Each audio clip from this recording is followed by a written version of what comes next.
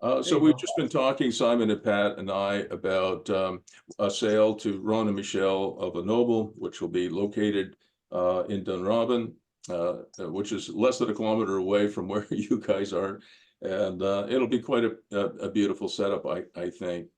And one of the things I was just saying, because I forgot to start the recording, is that I think Ron and Michelle will allow us, me and you guys, to use their unit as effectively a showroom. As long as we're doing like 1 or 2 showings a month, I don't think they'll mind. And if they were doing 10 a day, well, that would be ridiculous. We wouldn't do that. So 1 or 2 a month, and we have to sell more nobles, and that's certainly one way to do it. Right. Yeah. Mhm. Agreed. Yeah, so and we did talk about maybe an August delivery date as opposed to June or July, just simply because time has moved on. And I'll tell them that when we get together to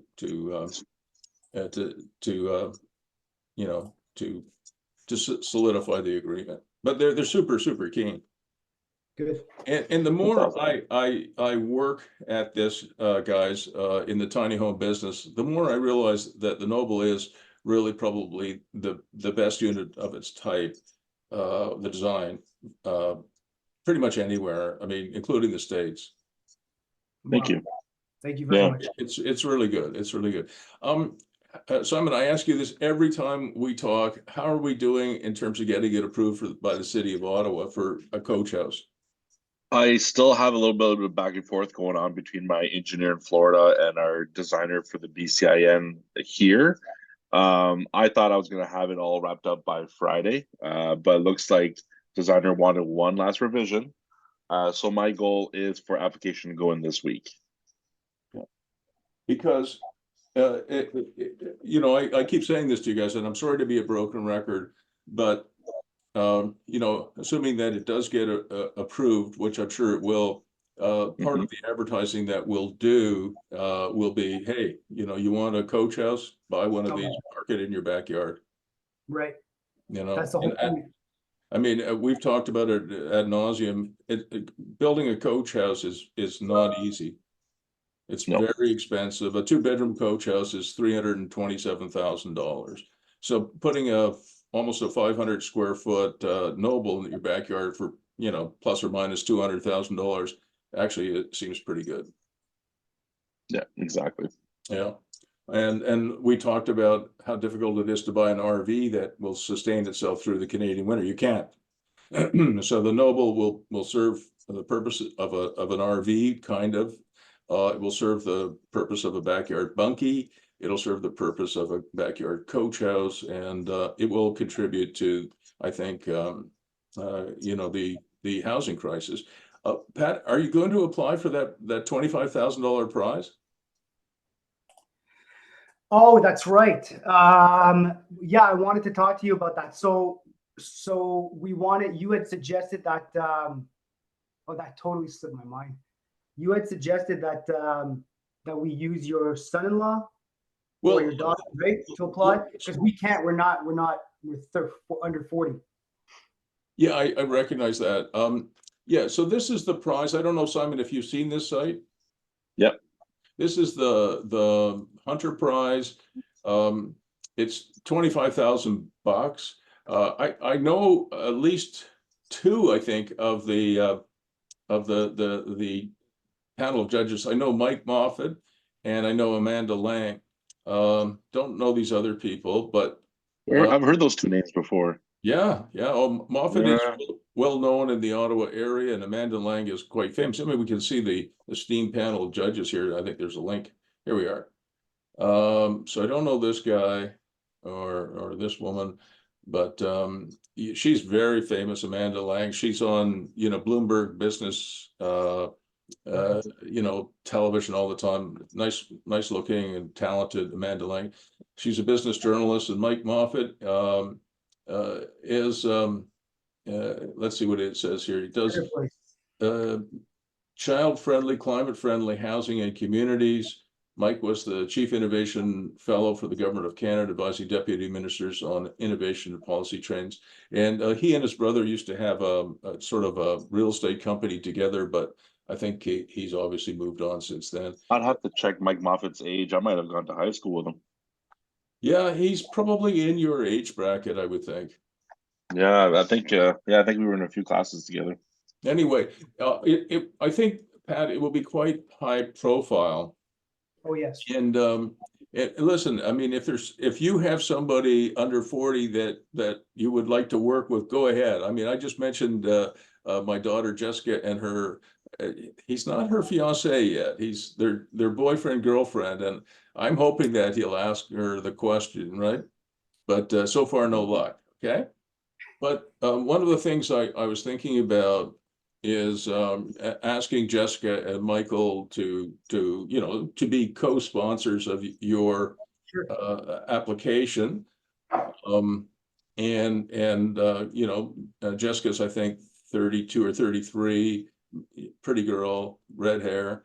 And Michael is a tall, distinguished Englishman, you know him. Right now he's growing his beard very long and cutting off his hair because he's going to be in a horror movie in Ottawa. He's an actor in June, July, and August, so he looks a little bit less dignified right now, because he's going to be, I think, like one of the cult leaders or something. So he has to grow a really long beard and cut all his hair off. But he's a very charming guy, and that English accent is great. And I think he's 35 or 36, so they both are under 40. Okay. Yes. And what I Okay, thought, Simon, is that you could make them, director. Jessica could be director of marketing or assistant director of marketing, and Michael could be your director of business development. And he would apply, or they would apply, and he's an actor. Can you think of anybody better to present your ideas than that? Than an actor. Yeah. Unless they've seen his films. Yeah, and I thought, if listen, this is just me talking. You don't have to do a damn thing, Patrick. But I thought, you might offer them a 1/3 of the prize. Just over $8,000 if you win the 25,000, and Humble Creek would keep the I mean, rest. for me, it doesn't bother. I wouldn't say that we could offer them a position. Now, I don't know if that makes Well, it would be a position that wasn't paid. Okay. Right. Okay. So they wouldn't actually be on, your payroll, but the application. You are allowed to have interns, and you don't necessarily have to pay them anything, Patrick. Okay. I mean, you would pay them. You would pay them. I thought you would give them 1/3 of the prize if they win it. Okay. Yeah, that's. I mean, we don't really need the money for that, so that's fine. What if? Would you be able to send me her information? Sure.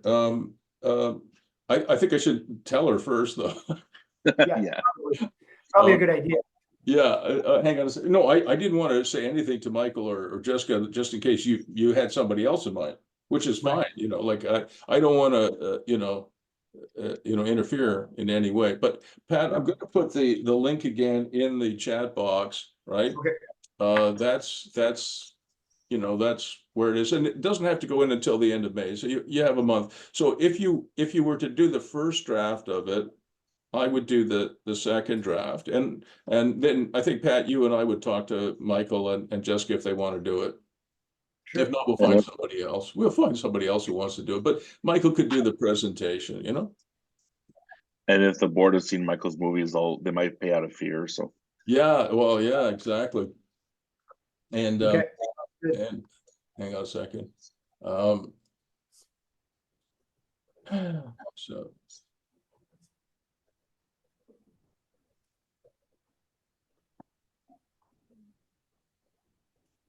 And I'll just again, Pat, just so you have it on file, I'll put their contact information in the chat box too. Okay, so you have it. So you've got their cell numbers and email addresses there, and yeah. When you've done a first draft and you send it to me, hopefully not on May 30th. Because it has to be in on the 31st. So if you could get it in the next sort of 10 days, I will ask those two if they can help. Okay. Yeah, that'd be good. Thank you. And to some extent, it's just PR. Even if you guys were the finalists, right? It's going to be, I mean, Amanda Lang by herself has a huge following. Yeah. All right. No, I'm just writing it down. I have to, if I don't write things down, Pat, in my calendar, I'll forget everything. Oh I'm yeah. trying to remember if it was Amanda Lang that interviewed me for BNN. For what? It might She have was the been. one. Say it I again. think she was. I'm trying to remember if it was her that interviewed me for my BNN video. What was your BN video about? Just it was talking about tiny homes and kind of like myth breaking. I'm trying to find the. I'll send you the link for the article or Okay. the video. That was like over a year ago, I think, Pat, or 2 years ago. Yeah, at least over a year, not 2 years. Over last year, probably. Year and a half. Yeah. Yeah.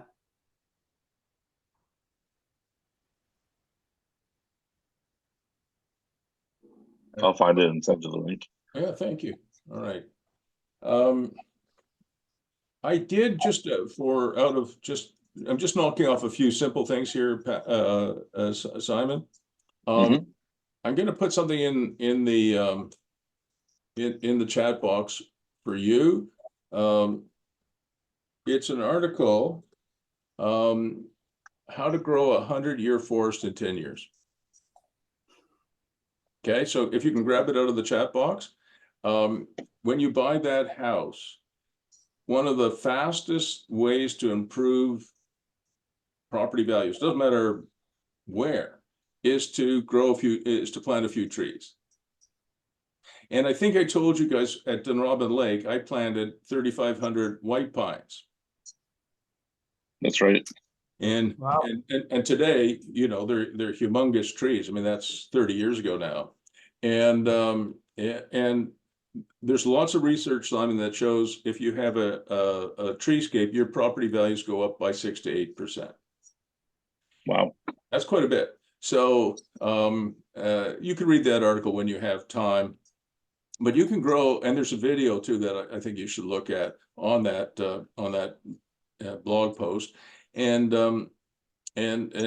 you know, if you planted trees along, I think it is Carp Road, and then Thomas Dolan, so that you have more privacy, you'll also find that trees are the best way to reduce wind and noise. And noise. And Yeah. it's a natural barrier so the kids don't get plowed over when the car skids off the road. Well, yeah, that too. I mean, you're going to talk to the city about extending that guardrail for sure. Oh, I won't drop it with them. I'll keep bugging them until I get it. Yeah, but you know, the best wind barrier is not a sheet of plywood. Wind looks at a sheet of plywood, a concrete wall is something to go around or over, and it just gets worse. In fact, not better. Whereas if you go a meter into a forest, even if it's blowing a gale out here, by the time you're in the forest, like literally 1 meter, zero wind. They act like baffles. Yeah. Yeah, natural baffle. Exactly. All right, enough of that. Okay. I'm just trying to see if there's some other easy stuff to knock off. So yeah, okay. We dealt with that. We dealt with the prize. Okay, just give me a second here. There's a few other things I thought we could knock off pretty quick. Yeah, on the Woodland Studio, you know, I know you know this, the toilet doesn't work. So what I'm thinking about doing, Simon and Pat, is when Colton, our plumber, is on site, I'll put a flush toilet in there and just connect it to the barn. Okay. What if you had to buy a new Separett toilet, not the expensive one, which is like the Cinderella toilet, but if you had to buy the Separett toilet, what does it cost you these days? The like a composting toilet? Beg your pardon? Like a composting toilet that was in there Yeah, previously? it's there's called a Separett toilet, which I think you guys have been buying, which divides up the liquids from the solids. It's I have not to look. I think off the top. Yeah, go ahead. I think off the top of my head, I think it was around the $800 mark. No, I think it's more than that. Okay. Can you check that for me though, just so I have it? Like the last one I bought was, I think, $1,600 or $1,700. Okay. Anyway, you'll check, okay? Yeah. All right, perfect, thank you.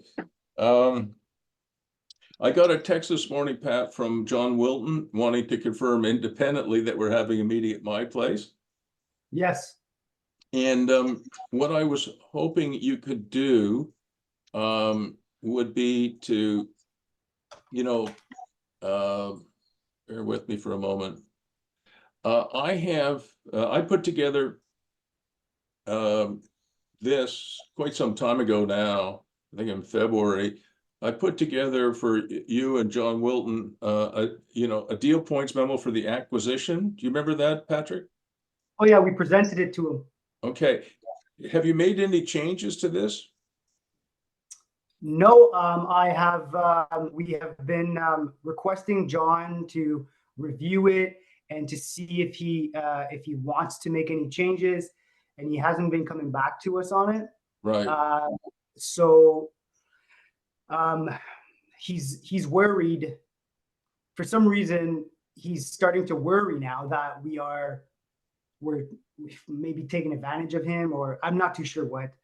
A while back he was very keen on giving us 50% of the park. Yeah. And now he's not. Well, sure. Go ahead, Simon. He seems to think that we're gonna get ownership and into partnership and sit on our butts and do nothing. This in the impression he gave.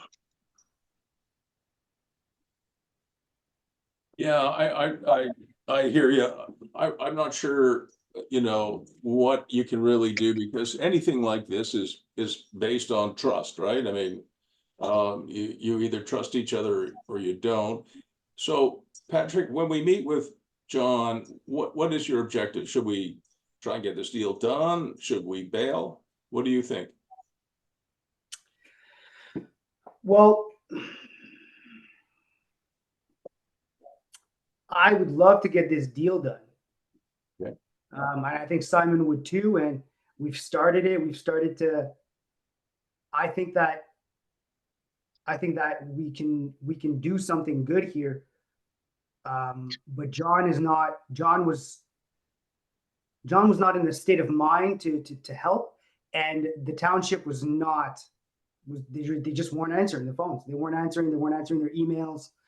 So now that we have traction with the township, this deal is sort of slowing things down. And that's where John has the issue, I think. Because now we have traction with the township, and here we are waiting for John to do anything else. Because I'm not lifting another finger. I'm not lifting another finger if John doesn't want to do this. There's a lot of work that needs to be done to get to the eventual goal of 40 more in the current phase and 100 the next, but there's the opportunity right now to put Nobles on as is. And that is going to... Hang on a second, Simon. My understanding the last time we talked to John, because I was quite frustrated, as you remember, is that that's not correct. Well, we got... so last I spoke to Ministry of the Environment, they said once you guys get a septic inspection, the systems that have not failed and are still look viable, we can use as long as we put a long-term plan to retrofit down the line. So if there's systems that are currently, there's lots that are currently vacant and the septics are usable without failure, we can put tiny homes there currently. For anything future-wise, it's a whole different ball game. Now, with the few tiny homes we can put there, that will allow us to approach his financier and other possible lenders to get our developments off the ground. Yeah. Okay. Yeah. All right. Exactly. John wants a plan, he wants us to develop a long-term plan before he goes to sign. Yeah. Well, I understand that, but big part of what we'll do, I think, Pat, at that meeting is we'll reassure John that you're committed, and talk about first steps, which is to get some. How many do you think sites would be available for Nobles, in your opinion? I'll double check the septic report, which I'll send to you. Mhm. But I think at the very minimum we can get 4. Yeah. Right away. All right, meet minimum right away. Okay. And some septics, it looks like we have to do a bit of work to get them there, minimal work, and then the rest of them look like not worth it until we upgrade the whole system. Yeah, well, I mean, 4 would be fine. I mean, for now, right? That would be fine. To prove some numbers. Yeah, yeah, I really like the idea. Okay, my marching orders then, Patrick, at that meeting is to try and get John on side to do this deal. We may have to make some changes to the agreement. We'll talk about it probably for now, knowing John for at least an hour and a half. Oh my goodness. Yeah. I mean, we'll just have to work through it. I'll have to be patient and you'll have to be patient too. One of the things that I mean, this is, like I like ideas and I know Simon, you like ideas and I think Pat does too. One of the things that I sketched out one morning when I woke up and I sent it to you guys is this.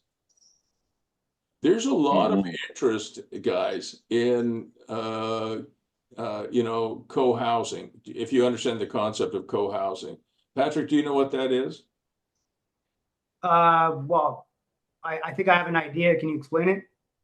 Yeah, so you could call it maybe a co-op, like cooperative living or communal living, or co-housing. Every few months I get a call usually from ladies, because breaking news, we've talked about it before, women outlive men usually by about 25 years, despite what the statistics say. And they're alone, right? So they're thinking about communal housing. So something that I think we could put into the plan for Tayridge eventually, we'll see, is putting a Melody Place tent or a Melody Place sphere into Tayridge and having 12 nobles around it, where people live, but then they have this communal space in the middle. Yeah, that's a good idea. Awesome. I mean, I think that would be very popular. And I'm sure we will find a community, probably of ladies, right, who spend 6 months of the year in Arizona or Florida and 6 months of the year in Ontario. And this would be an awesome place for them. And they have a little communal space in between where they can hang out. So I just thought, what if we can get John on side with this, that would be something to talk about, to paint a picture for them of what's possible at Tayridge. Yeah, my 2 nephews and their mother came back about a year ago from living in a communal setup in Hawaii for 6 months. Wow. Yeah. Did they like it? They loved it, and there's actually quite a bit of a following for this kind of living right here in Ottawa. I know that there's a co-housing development right downtown, and people like it. It's a different lifestyle. Oh yeah. I'm very social. So somebody like me, I wouldn't mind living in that situation where you can go out these are your patio doors from the Noble, right? Back here. Yep. And you go out in the evening and, there's Simon, sitting there with a beer, and there's Patrick sitting there with a cup of coffee, and I could join him. We could read, we could talk, watch a big screen TV and see the Vancouver Canucks. Did you see that game last night? The Vancouver Canucks coming back? No. I haven't seen it. Yeah, I don't know. I can't remember if you guys are hockey fans or not. I don't watch hockey, no. I Simon get a little less interested when the Sens don't make it. So the few years have been tough. Yeah, 7 years, right? But Yeah. but what I'm saying to you guys is that maybe we don't watch hockey then in the communal space, but maybe we'll watch a movie or something like that together, Some curling. or just we sit there and we talk business or something, right? Yeah. No, it's a good idea. It has a lot of appeal, and maybe I'll put that in my notes too, and we'll try and do, I think, Patrick, is we'll try and charm, we'll try and charm John, right? I think Bruce, the fact that we're meeting there, is, I think, it's not that it's good enough, but it'll make them understand that we're not done, right? We're not gonna stop. He just needs to, he just needs to. But I mean, that. it is time, in my opinion, to put up or shut up here. Like, Exactly. either we do a deal or we don't, in which case, John, good luck. I mean, Tayridge will sell. What happens, Patrick, a lot of the times with deals like this is John's in a difficult situation financially and every other way, health-wise, I think.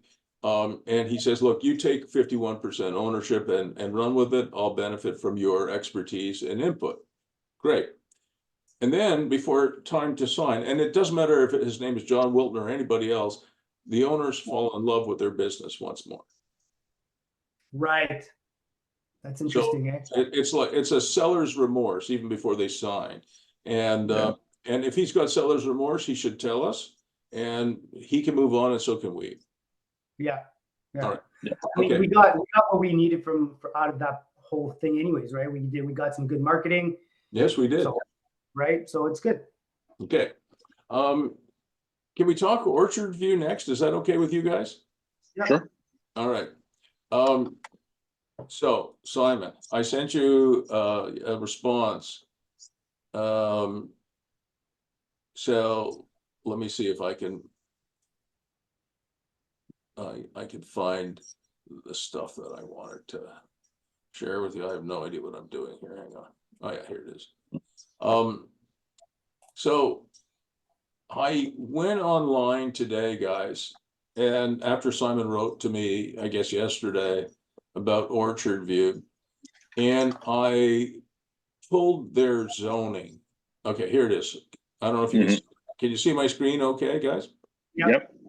So I think I knew this from my previous incarnation with these guys, Adam and Gino.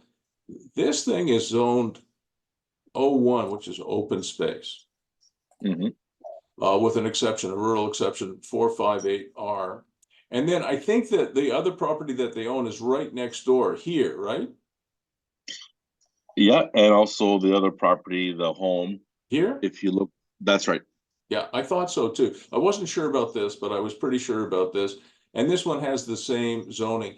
So where would, if they bought 3 Nobles from you, where would they park them? Most likely at the house, the one at the bottom. This one here. Why there? Because that used to be their bed and breakfast, and the long-term plan is to transition it to a spa. That's really cool. So let's go. Let's just check out Geo Ottawa again. And let's just see what the zoning is here. Okay. Yep.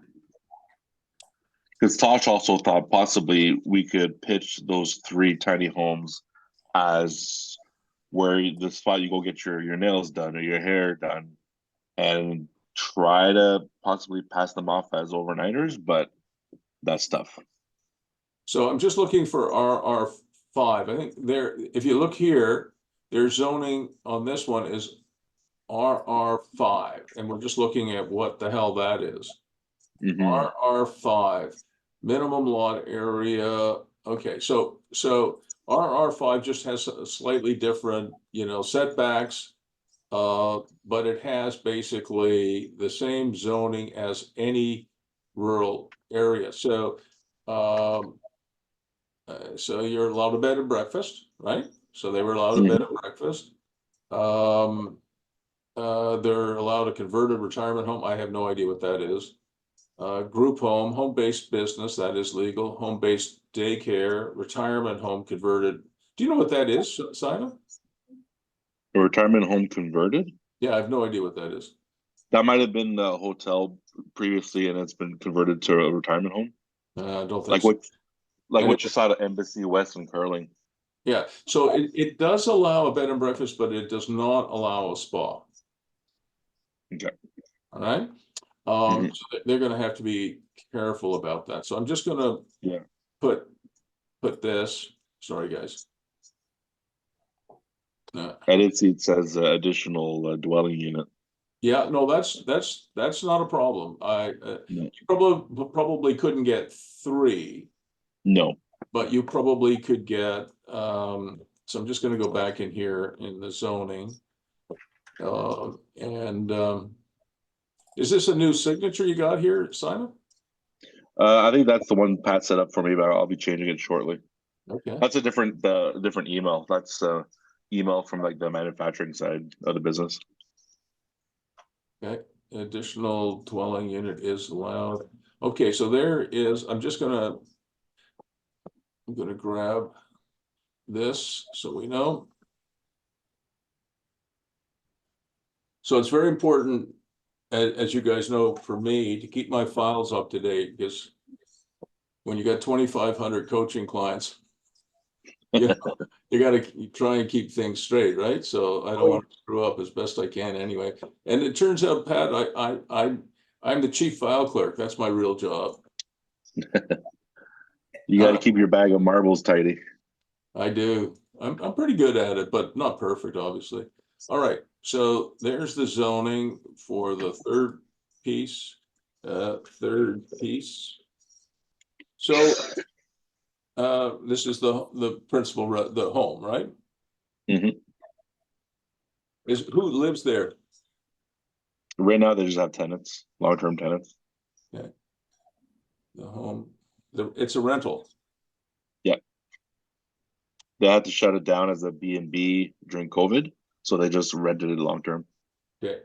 Former bed and breakfast. So let's go back to the zoning for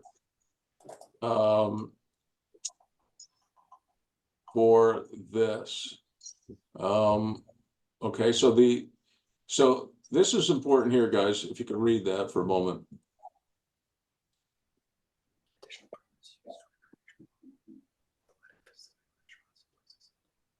Okay.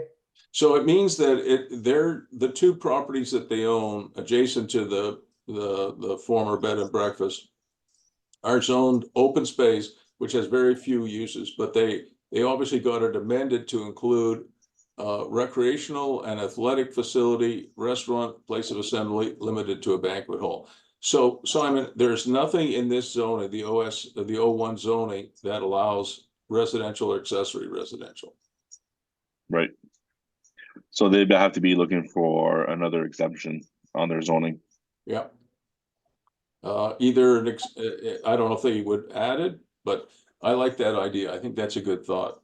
So add another exception to allow. It's not actually accessory residential. It's accommodations. Yes, to allow accessory temporary.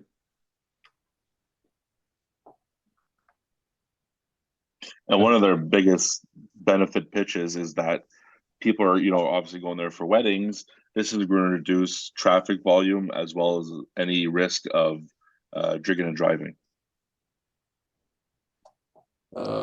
Traffic flow and drinking driving for wedding guests. Does that make sense? Yep. All right, I really like that. Okay, that's a better pitch to the city than I thought. I like that. Mm-hmm. All right, so in terms of just make this a little smaller.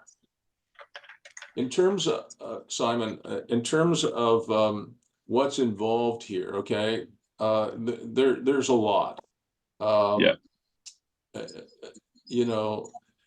It's very likely that what will happen is the planners will insist on a full-blown rezoning, which will open it up to issues and problems with the neighbors, and they got a lot of neighbors. Oh yeah.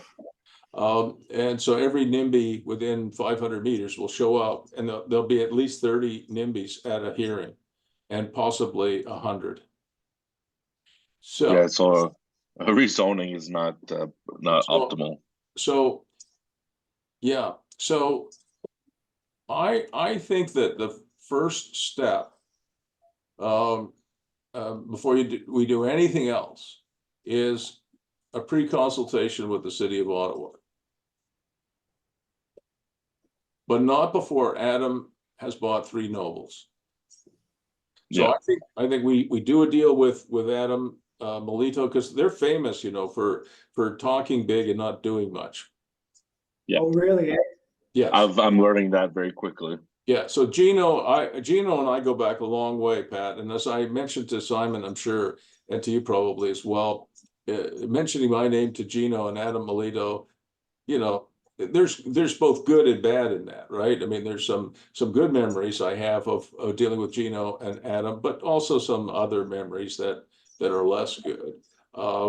And you know, look, I mean, lots of business people, including myself, you have to be careful, right? You think of good ideas, but you know, often reality sets in, and maybe you can't do everything that you want, right?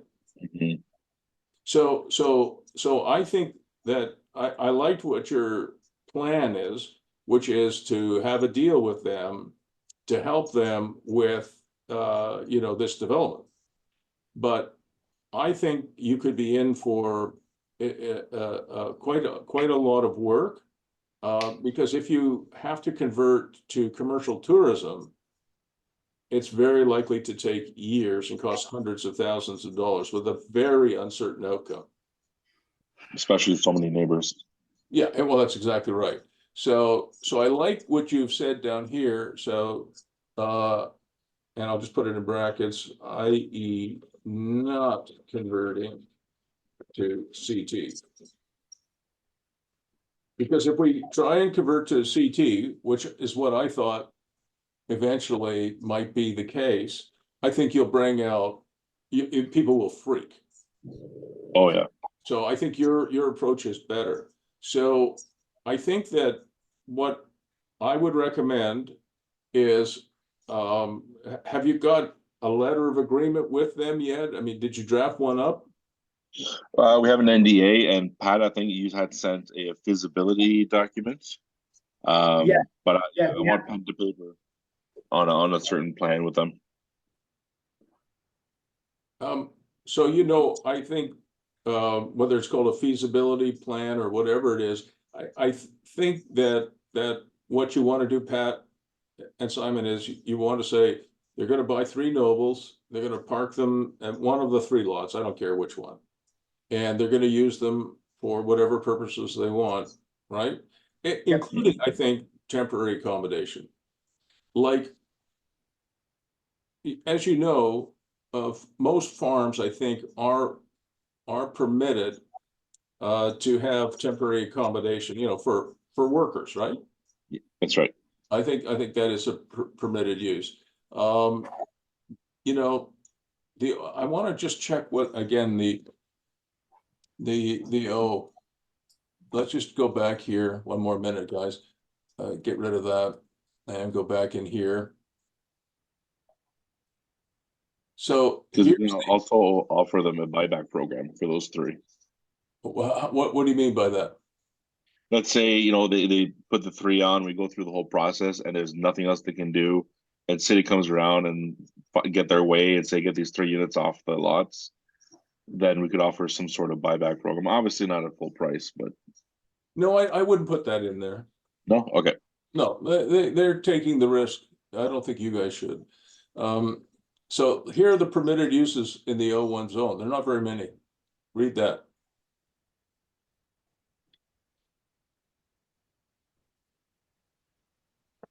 Yeah, no. gosh.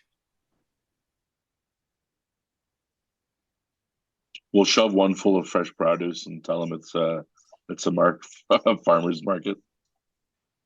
No, I don't think so. I think I'm just going to copy this for my file. Mhm. So I'll just put it in here.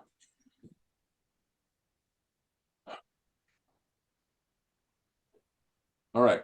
So what they're allowed, guys, is urban agriculture, environmental preserve, education area, park, urban agriculture.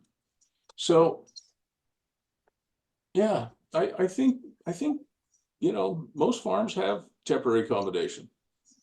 Yep. So if they have a garden where they're growing, I don't know, tomatoes, you could say, well, that's urban agriculture and this is temporary accommodation. I think you just put them on there, and I unless a neighbor complains, I don't think there'd be any problem at all. Those things could be there for 25 years and nobody would know. And part of the lot that's further away from their events center, they just lease out to a farmer, get them to go plant some stuff every year, Yeah. a small little section, and screw you. Yeah. So I'm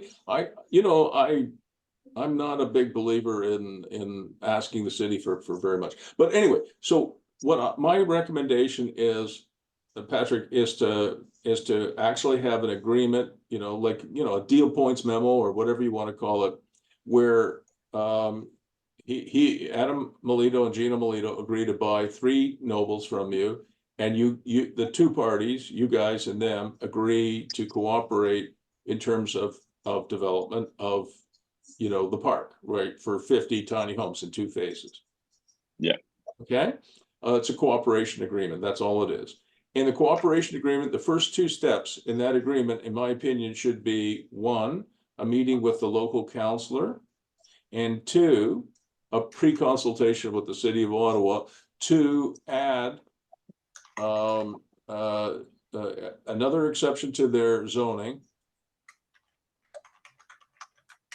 which allows accessory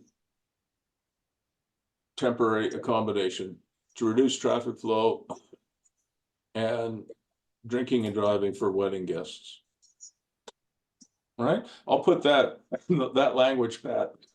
Yes, exactly. In the chat box for you. Okay, perfect. I'll probably draft that points memo, Pat. I'm sorry, what'd you say, Simon? I'll probably draft that deal points memo. Okay. And once you've done that, if you don't mind sharing it with me, Simon. That's right. You do the first draft, I'll do the second draft. Can you give me just a minute? I'm going to go get some water. For sure. Yeah.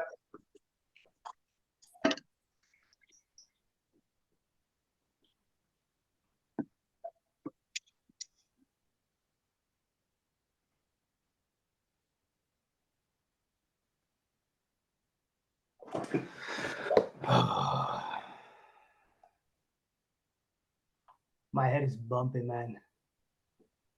How are you feeling there, Patrick? What's that? How are you feeling? I think I got I got a stomach bug or something. I'm not too sure, but it's been a tough weekend. You don't look well today. Thanks. Yeah. That's every day for him. You look like shit. Yeah. I feel like shit. All right. So that is an exciting deal. There's no question about it. That with that a little addition of the tweak that you just added, Simon, I think we have a shot. I think so. That is really good. You should give your partner a pat on the back next time you are in the same office, Patrick. All right. Or slap the back of the head. Okay, but we're getting through it. So next on the list, I think, is Canne de Bois. If we could talk about that for a moment. Yes, we can. Yeah. Okay. Let me just go back here. Okay, dealt with that.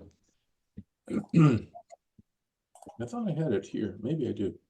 Yeah, I think Canne de Bois is a very interesting opportunity, guys, to and I think, Patrick, what you asked me to think about was, sorry, move this away, was their festival area here, right? That's right. Mm-hmm. And how many acres is that? Oh, That I'm not sure. I think it can hold 2 full baseball fields. Okay. yeah. I'll see if I can make it a little bigger. Oops.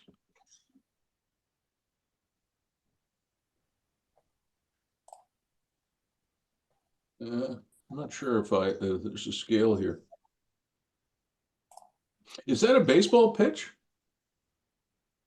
No. I believe so. Oh, it is. Okay. Currently. So it's Yeah. pretty big. All right. So what I did this morning was I did a sketch. And after I think you, Patrick, and Simon explained to me what Tosh means when he talks about venue IP, I think this is one of the ones where we would sell them a package of the venue IP, right? Because they should operate it themselves. Mhm. And Yeah. so what I did was I did a little sketch, and this is the sketch that, you know, of the Melody tent with nobles sticking out like porcupine quills. And this thing here is a geo-exchange heating, you know, it's got to be green, right? That's right. So there's 2 wells, and you use that to heat and cool the inside of this place. And a Melody Place tent with 12 nobles, I scaled it out, Pat, Simon, and it's a half an acre. Okay. Nice. So I'm pretty sure, now that I look at this again, is that I mean, a baseball pitch is much bigger than a half an acre. Yeah. Let's ask Skynet. Just to give us a scale. How big is a baseball pitch in acres? I think it's a full acre. Oh, 4.5 acres. Yeah. Okay. That's big. What did you guess? 1.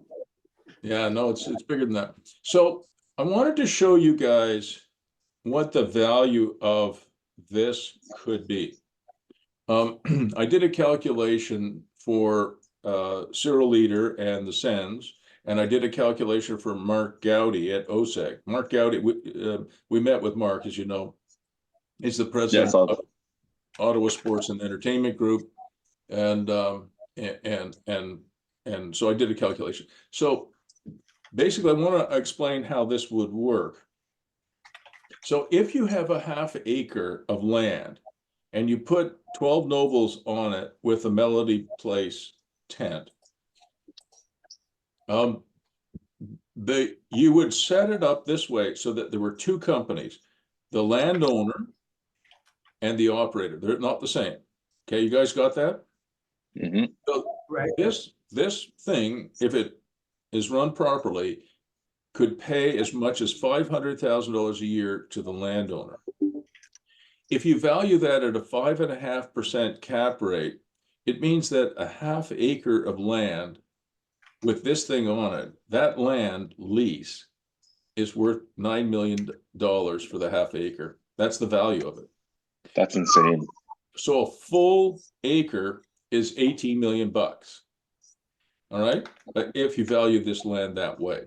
And the reason I point that out to you guys is both Mark Gowdy, and this is probably on me, Simon, as much as anything, both Mark Gowdy and Cyril Leader thought, oh, this is not the kind of use you could put on expensive land. Well, they're wrong.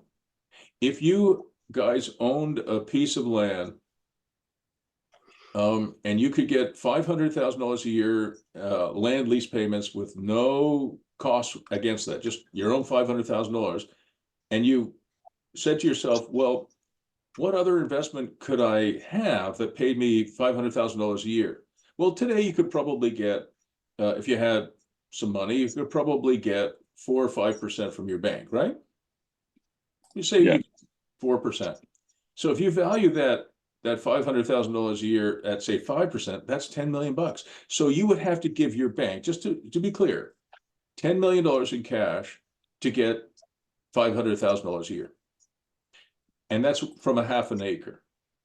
And it would still leave plenty of revenue, in my opinion, to operate this business, right? Mm-hmm. So business would be profitable and the land ownership would be profitable. Now, you tell me if you think the land around the Canadian Tire Center could sell for $18 million an acre. No, I don't even think it could sell. I don't even think you could sell an acre at Lansdowne Park for 18 million. I don't think so. No. No. So Mark Gowdy, and that's on me, Simon. I did not obviously get the message through because both of them have turned us down.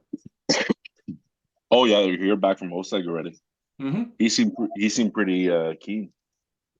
Well, he turned us down because he said it's not the kind of land you should put on expensive land. And I went to myself, what? And then I did the calculation. So he's wrong. But that's not the real reason he turned us down. The real reason he turned us down, Simon, is that he's afraid of the NIMBYs.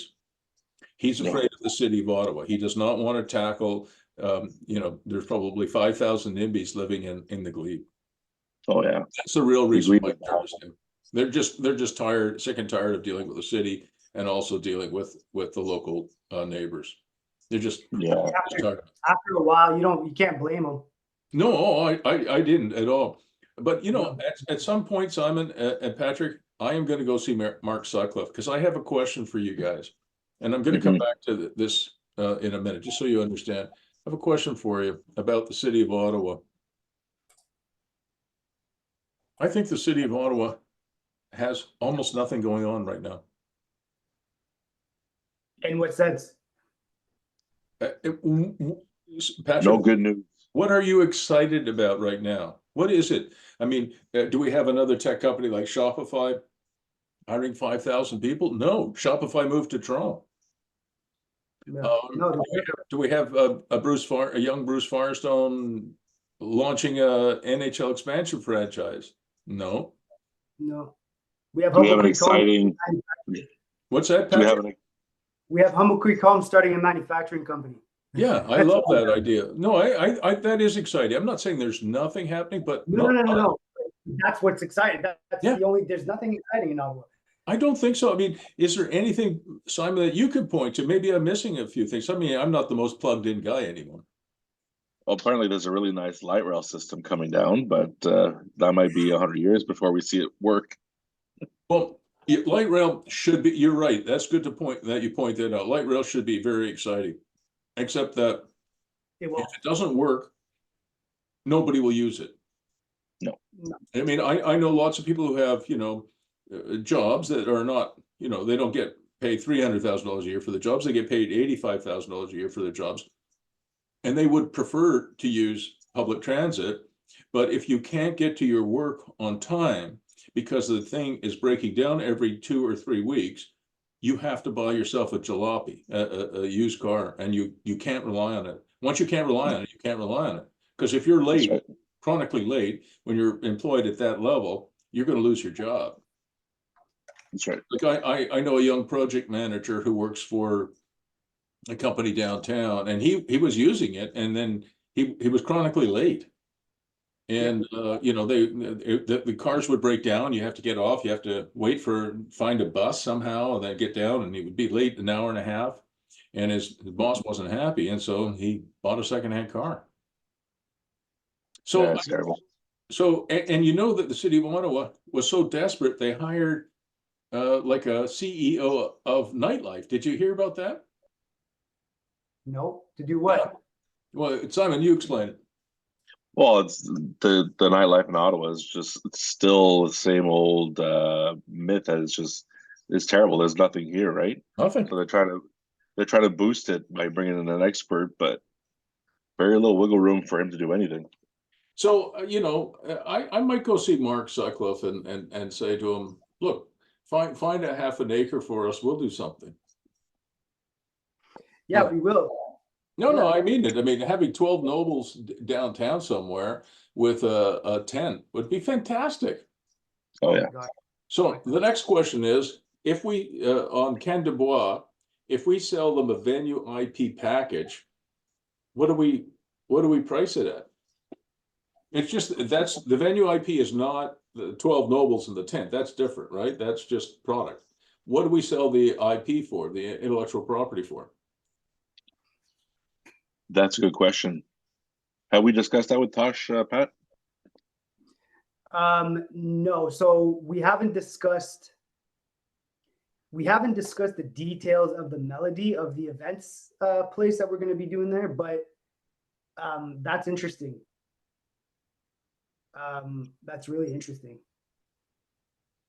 Well, did I send you guys, I may or may not have, I don't recall. Did I send you guys, I put together, because you explained it to me, because I didn't understand what venue IP was until, I think either you, Patrick, or you, Simon, I think it was Patrick who clued me in. But I put together this package, and have you seen it before? Nope. Nope. Well, that's on me then. So this is the venue IP package, and I'll just go through it quickly. And then you guys tell me what you think we should sell it for, whether it's to Canne de Bois or somewhere else. So we're calling our company Melody Place Organization, and this is the venue IP. It's Cirque du Soleil style tents and tiny home overnight accommodation, tailgate villages. I think you guys know what this is. Yeah. Yep. Is it 470 square feet, or is it a little bit more than that? I can't remember now. I think that's right. That's right. With the Yeah. loft. Yeah, with the loft, yeah. And then here's this is our industrial design patent. And Tosh said that he thought, Simon, that the noble would be 100% outside the tent, except for the patio door would be here. My only thought on that is that then your side entry door is not controlled for, right? That's true. That's true. Well, anyway, the half acre that I measured was based on this being here and sticking out a little bit further. So what I did was I just drew a square like this, and I calculated it's a half an acre. So this is, I think, the one that we're really likely to sell more of, at least initially, right? 12 nobles, an 80-foot tent, 55-foot common area. And that, like I said, that could be an entertainment use, but it could also be co-housing, right? All right. So it's for arenas, stadiums, and event venues everywhere. And we're going to apply for an industrial design patent, probably in the United States. Sure. Then I just put in some of your stuff, which I really like, more of your stuff. And then I put in the advantages. Revenue streams for landlords include accommodations, food and beverage, merchandise sales, ticket sales, sponsorship and signage revenue, advertising and promotion, parking. I didn't know what I was doing. I put in investment starts at $1 million plus the cost of nobles, financing available, 8% royalty applies. So I was thinking we'd charge just under $1 million for the idea, but maybe I'm full of shit. I'm trying to think of again on the cost of the tent. I think it was about 100,000. I think, Yeah, but this doesn't include, you know, this is, I don't think this includes the tent or anything. Maybe it does. I don't remember. Maybe it does. Yeah, maybe it includes the tent. Yeah, on the actual number itself, I mean, I'll admit it. I have no real basis to think on what if that's too high, if it's right on the mark, or if it's too low. Yeah. I mean, so the investment, Bruce, would be by who? Like, who would be investing? Do you know? Okay, a second. I'm going to write in here. I probably think you're right. It includes. I think you're right. It includes tent and related facilities. I think you're right. Okay. And then, oh shit. So it's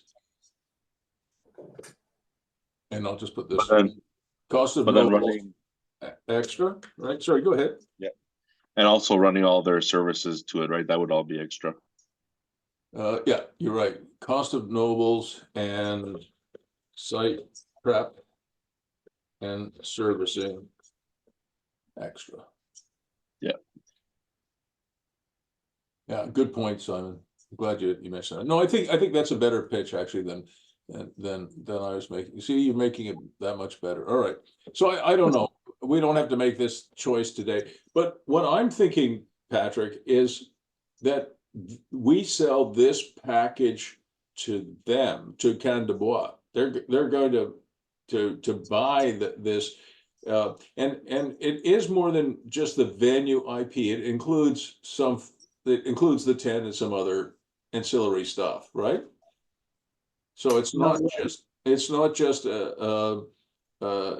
you know, paying for air, i.e. ideas. But my thought is Canne de Bois is going to buy it and operate it. Mm-hmm. Yeah. Simon, we never really, we have to talk to Tosh about this, because I wonder if Tosh discussed a business like we would own part of it as well. Yeah, I don't know. I haven't heard that. I can't remember. I remember him saying that he wanted to partner with them. They want us to partner with them, and if that's the case, yeah, I don't know. That's interesting. Well, But I think though, Bruce, $1 million is not enough. Well, I don't really know, to be honest with you, but I mean, I'll just show you a couple more slides. Do you like the images I included? Yeah, nice. Yeah, very nice. I bought myself an image generator, like a AI image generator. So this, really? Yeah, this one here. Well, maybe this didn't come from the AI, but I did buy an AI service so I could generate images. So no, I think this one is actually, I stole that from Cirque du Soleil, I think. Yeah, I did. Sorry about that. So I was lying. But this one was generated by an AI. Cool. Yeah, it's pretty cool. Awesome. Anyway, so the answer was on the next page, and I didn't look, Pat. So what they get for their $965,000 US is they get the tent kit, either the large or the extra large. They get 12 to 23 nobles. No, that doesn't include. Oh shit. Sorry guys. So they get they get the large. And I'll just put it in bracket, extra large option. I'm just going to go off video because I'm going to stand for a bit. What's that? I'm just going to go off video because I'll stand for a bit. No problem. Yeah, I might do the same. All right, so the extra large option is available. 12 nobles. No, that's not included. Ah, shit.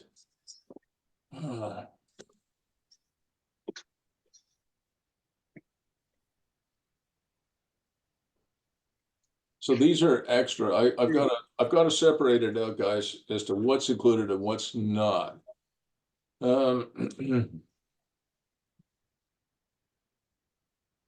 So I'm just putting it in here.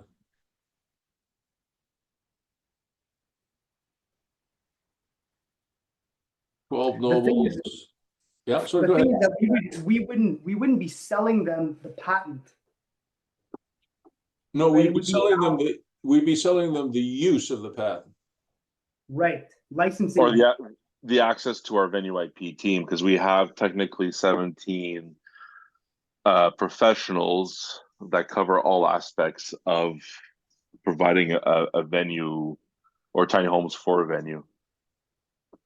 So they access our venue IP team, and then from that venue IP team, they get certain products and services. One of them being the melody place or the melody setup, and that's what they're buying, that actual package / product.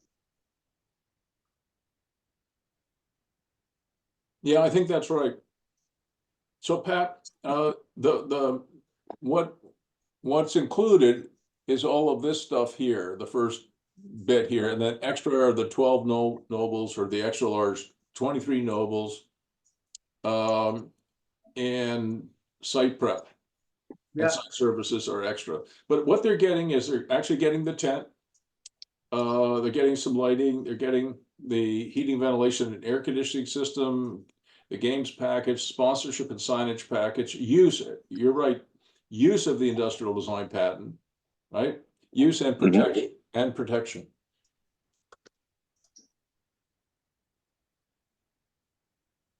Okay.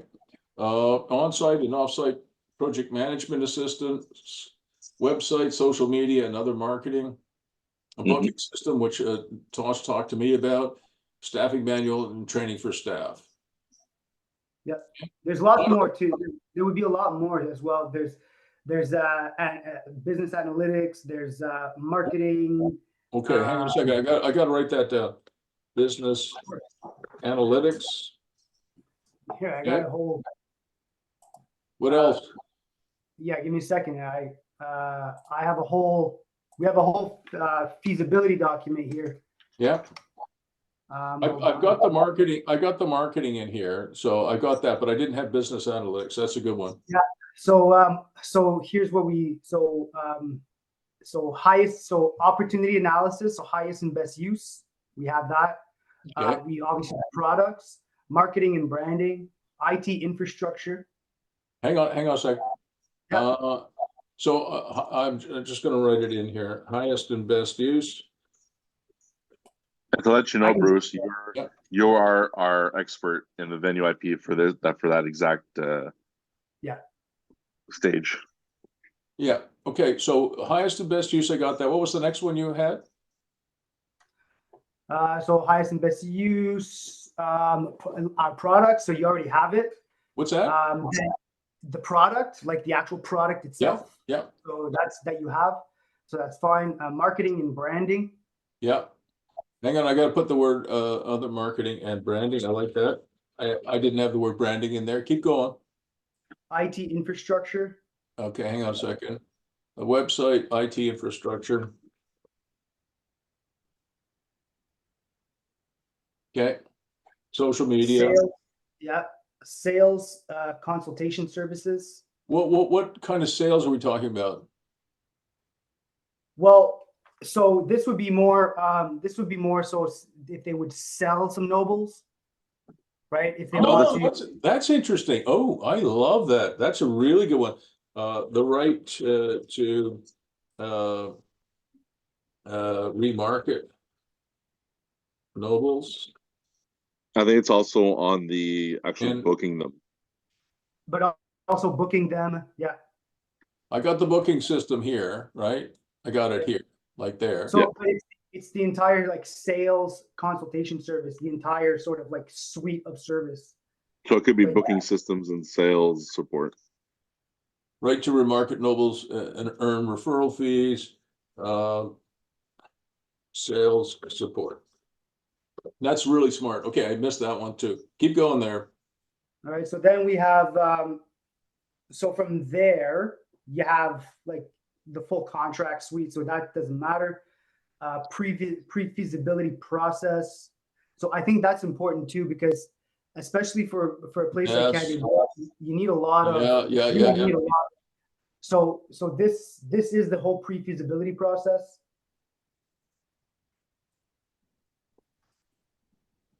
That's really good. Okay, anything else? Yeah, there's after sales contracts or after sales services.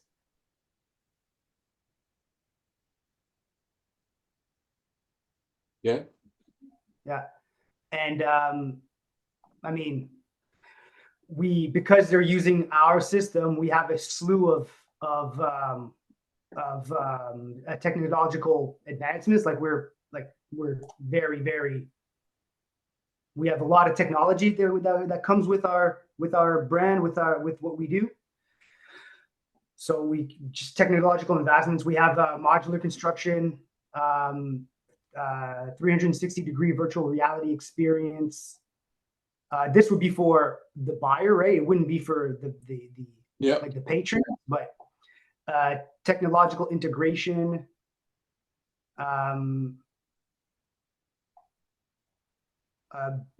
Digital construction advancements, project scalability.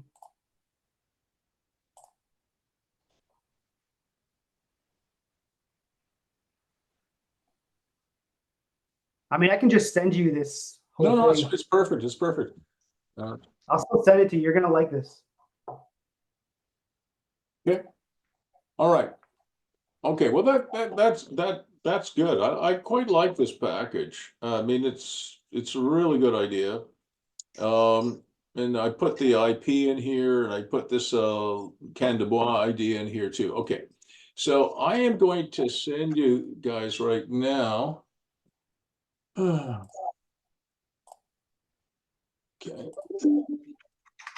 I see you sent me an invitation, Patrick. Yes, I did. And what is that for? This is for John? Yeah, John. Oh yeah, May 8th at 11. Yep, got it. I'm just going to accept that. Did I screw up? No, I Did you didn't. screw it up? No, I don't think so. Right. Okay. All right, so hang on a second, Patrick.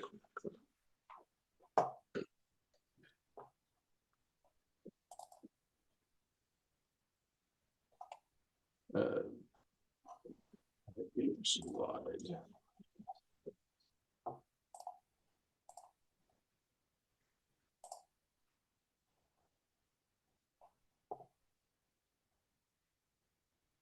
I'll send it to Chris O'Connell too.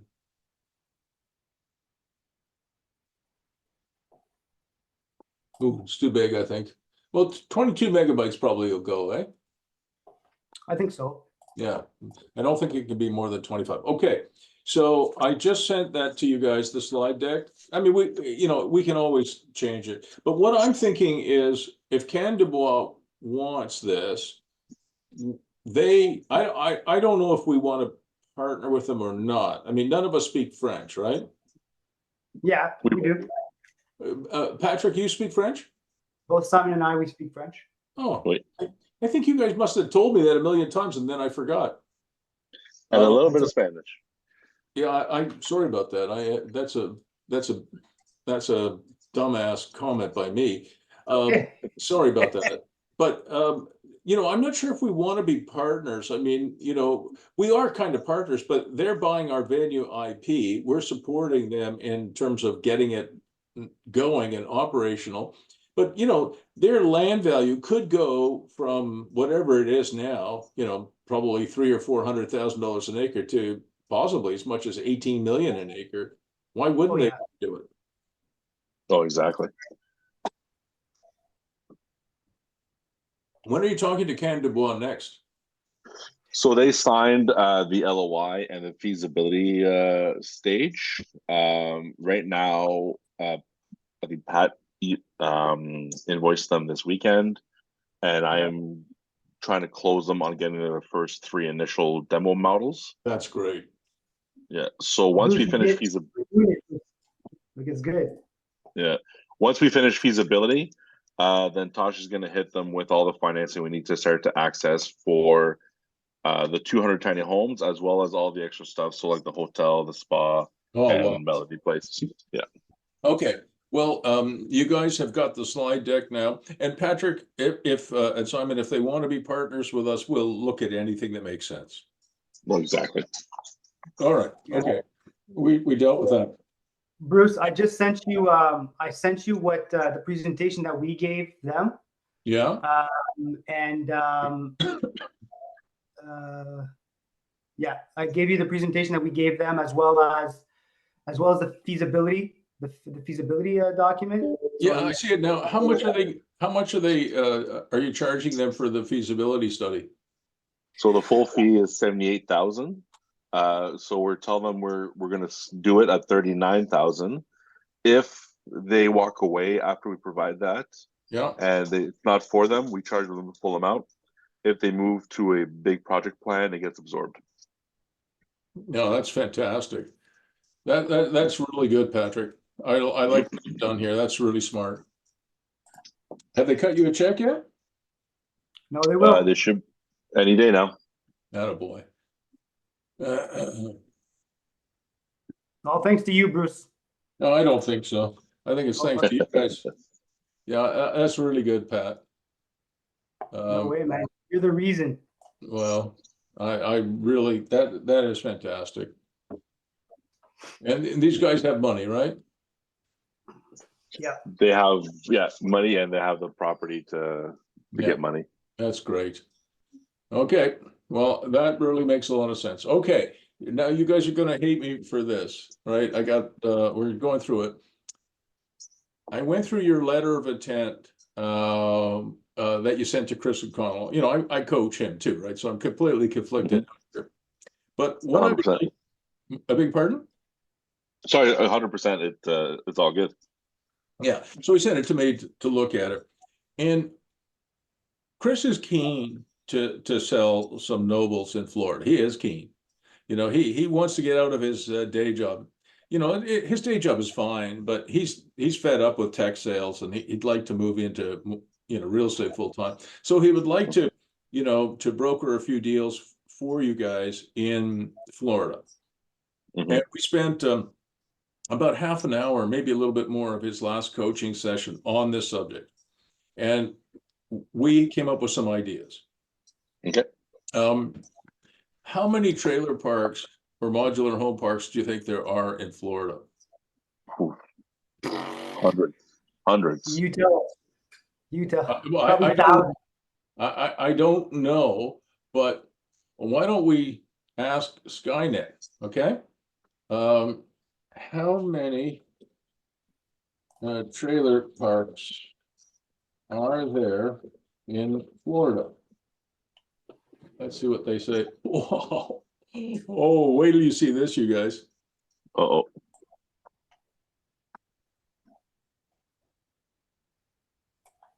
Can you see it? I knew it. Wow. 100? Wow. That is incredible.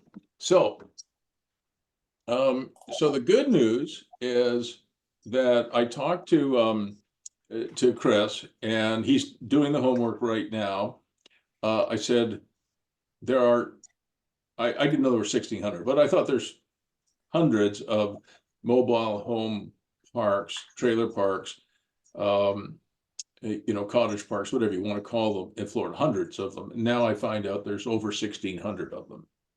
Crazy. And what I said is, see if you can find some trailer parks that are open to co-locating tiny homes. As you know, some of the trailer parks and the modular home parks are not open to it. You guys know that, right? Oh yeah, for sure. Mhm. Yep. But some almost certainly will be. Some of them will be saying, look, we've got room for 1,000 sites here. And it's going to take us 10 years to sell them out. We'll put 100 of these sites aside for tiny homes over here. They probably won't mix the modular homes, the trailers, the RVs, and the tiny homes. They'll probably separate them all out. So you'll have some modular homes here, some trailers over here, some RVs over there, and some tiny homes over there. So they probably won't mix them, but they might reserve. And I said, we don't need 1,600, as it turns out. We just need, you know, 2 or 3 or 4 to play ball. So he's looking for that now. But what I wanted you guys to consider, and I'm going to send you this as well, is I went through this agreement this morning that he sent me, and I pretty much hacked it up. All right, I don't know if you can see my screen yet, but there it is. So what I did was a letter of intent between Chris and Humble Creek, and I liked your terminology that this would be a collaborative understanding. And it would be a 12-month collaborative understanding. I didn't even call it an agreement. I just used your term, which I like, which could be followed by a territorial sales agreement after 12 months. If you like him and he likes you guys.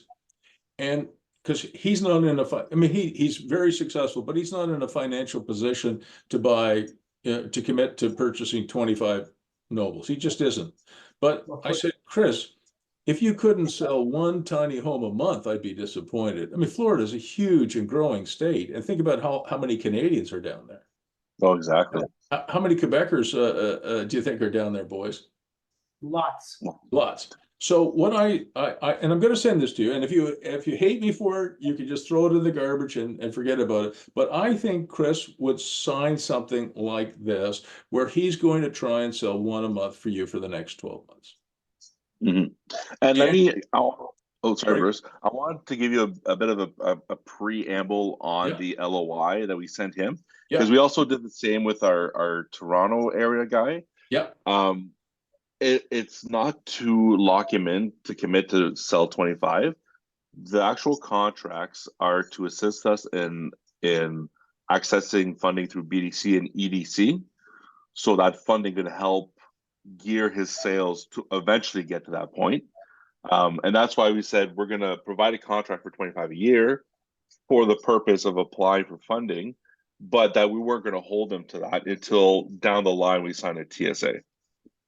Yeah, I get that. So we can refine this. I like that. I'm going to put something in here about I'm going to put something in here. The parties agree.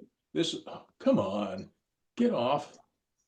The parties, you know, hang on. The parties agree to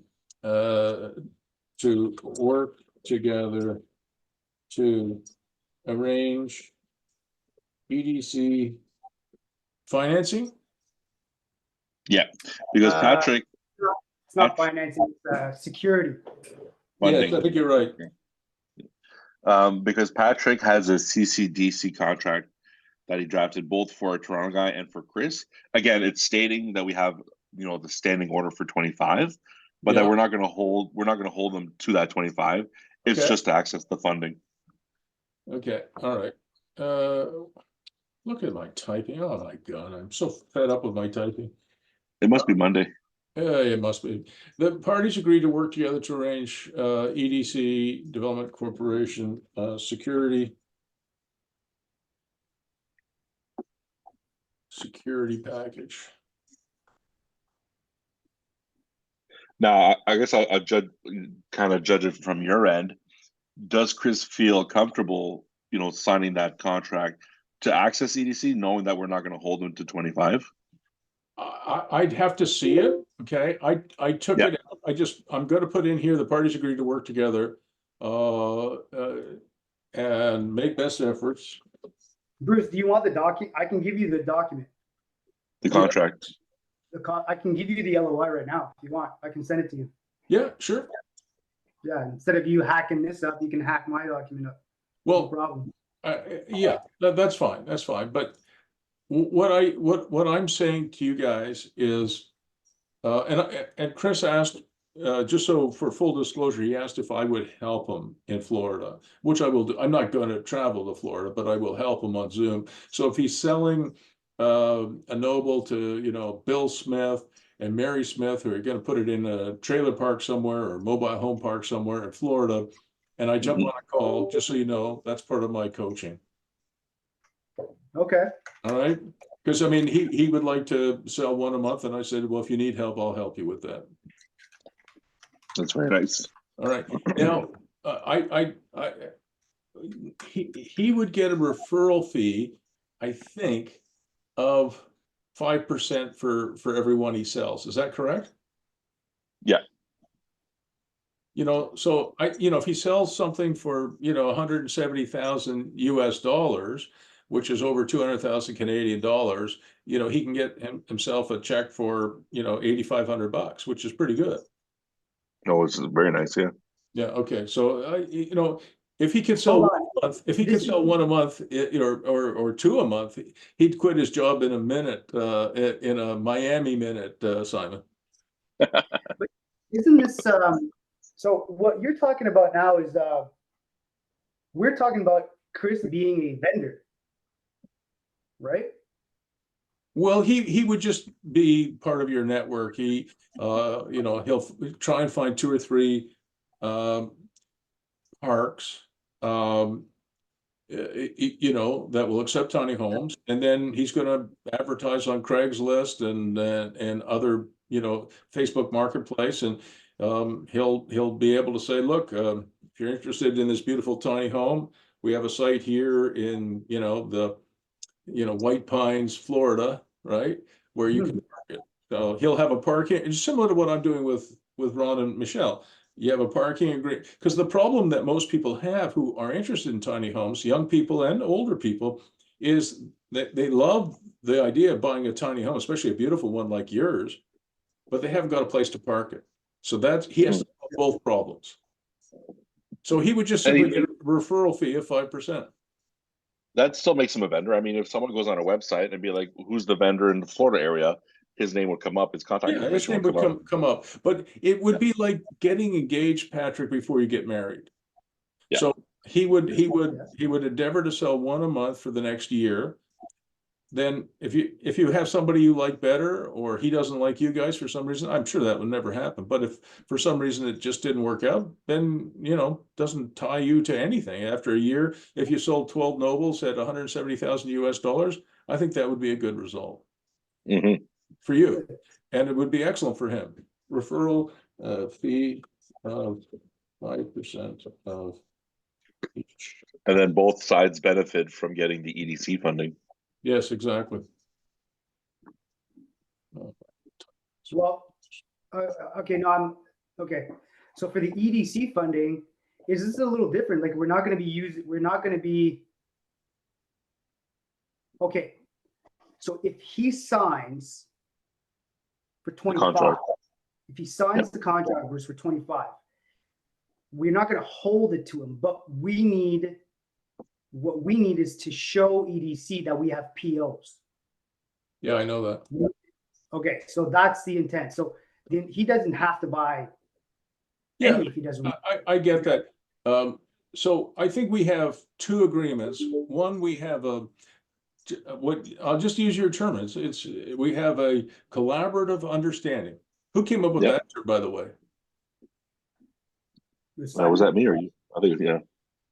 I think it was, no, that sounds like you. I think it sounds like a phasal gas. Yeah. Possibly. Yeah, yeah. So I think it's a great way to do this, and then we'll have a separate agreement with him that I'll review, that we would submit perhaps to EDC. Okay.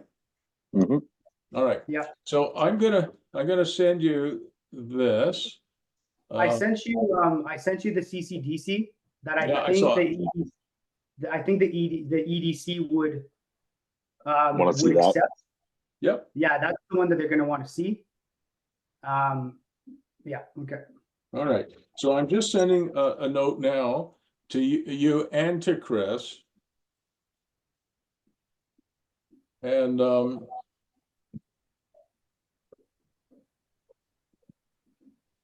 and what would be his interest or position on having his getting that initial demo model to be able to play somewhere near him that he could show on call?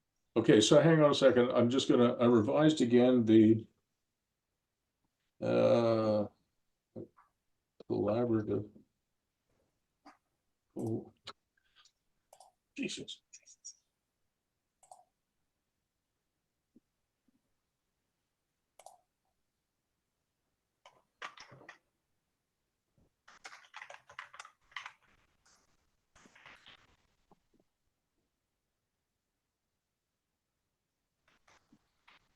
How is Tosh doing? Tosh is still in California. He's I just got a text from him saying that his flight had to turn around. Really? Yeah. Yeah. That's So he's focusing right now on he's trying to focus on the meeting right now. He's got a big meeting at 4. Wow. Great. Yeah. What's he doing in California? He's always up to something. He's over there looking for investments in a manufacturing facility. So this gentleman showed a keen interest in funding his a manufacturing facility, I think, over there, and he wants to bring some more of that money in here. Yeah, for his modular stuff down there. Modular stuff, yeah. Very cool. How is everything going? It was on your list, Patrick. How's everything going with 3009? It's gone. You wanted to say something, Simon?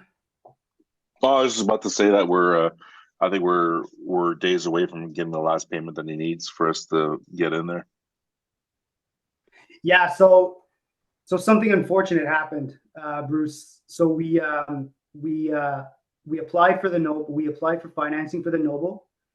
Our own. And our own Noble. We got it. We got approved. But it went on Simon's credit.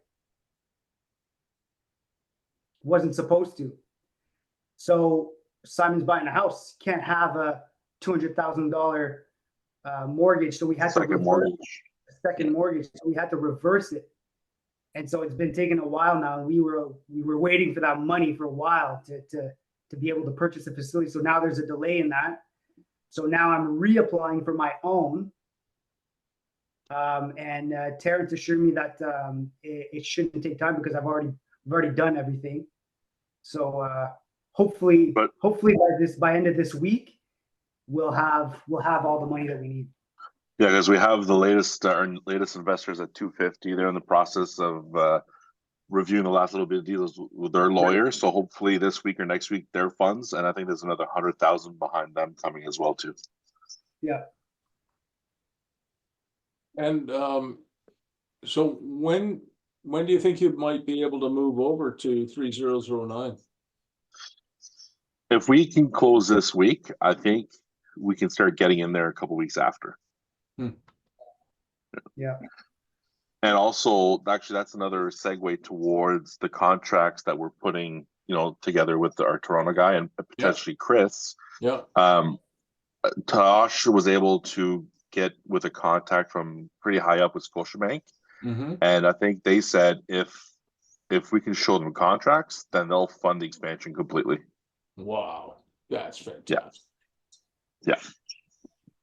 So, we're not going to hold our guys to these sort of PO order contracts, but if everybody's willing to work with us, then it's going to allow us to access stuff that's going to benefit everybody.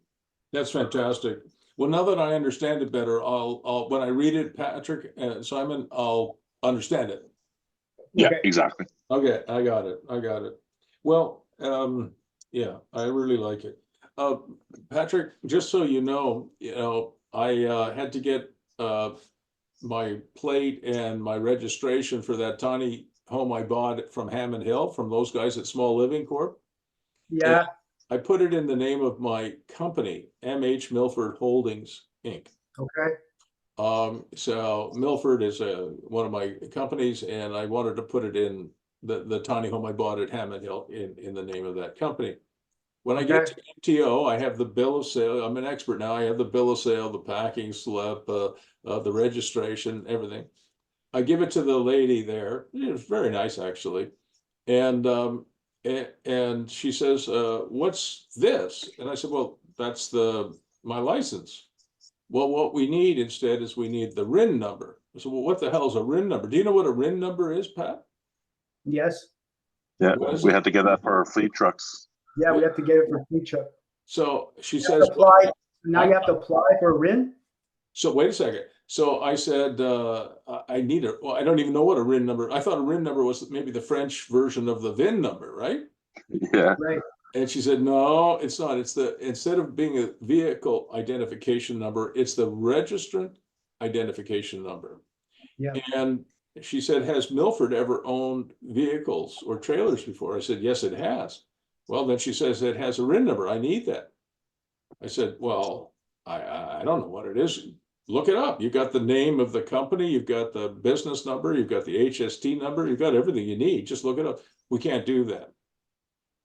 So guess what? I had to come back, running back home, turn on my computer. And I just so happened, the last vehicle that Milford owned with a RIN number was in 2005. It's a good thing that my computer had that, because there's no way I was going to know what the hell the RIN number was. No. But I was able to find it. So the whole thing took an hour and 55 minutes of my day.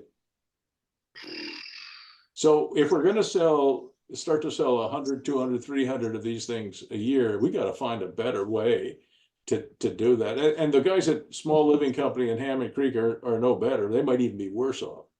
No, I know I have thanks to you and thanks to what we've done so far, there's a package that we will be giving to people when I think it would be very, very helpful to in infinite detail, and the guys that, I mean, this is not a criticism of them, they just didn't know, but all the ones that they have at Hammond Hill that they've already sold to other people, none of them are registered in the name of the owners. The registrations of the trailers and the homes remains with Hammond Hill and Small Living Company. And I said to Brad Cartier and Aaron Markle and Nick Cripps, I said, wait a second. If for some reason, I hope it never happens, I'm sure it won't, but if for some reason you guys go out of business, your creditors can go on the site, and if those VIN numbers and those registrations are in your company's name, they go, this is great, we got 12 or 15 of these things that I don't know what they're worth, $100,000 each. We got $1 million or $2 million worth of stuff. We'll just haul them away and auction them off. And then the owners are fucked. Oh, and yeah. you know what? Last time we were on site, they pitched it that people own these, they can move them whenever they want. But And now you're saying I this. checked, I had a meeting with the other owners, and not one of them had, I said, what? You guys are crazy? You got to do it. And then I told them it took me an hour and 55 minutes, and there you could hear the groans on the Zoom meeting. And I said, hopefully you guys will do better. You know, if you put it in a company, you need a RIN. What the hell's I told them. So we definitely have to make it easier for your buyers, because I mean I could be wrong, but I suspect that Humble Creek will eventually sell, hundreds of these. Oh, yeah. I have confidence in you. I'm not sure about Small Living Company, partly because, and you guys know this already, Pat, you mentioned it to me before.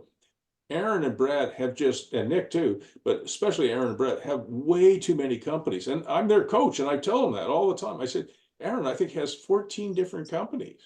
I know. Jesus. And I said, Aaron, I mean, maybe you can have 2 or 3, and maybe even that's too many. Like most people are only really, including are good at doing one thing.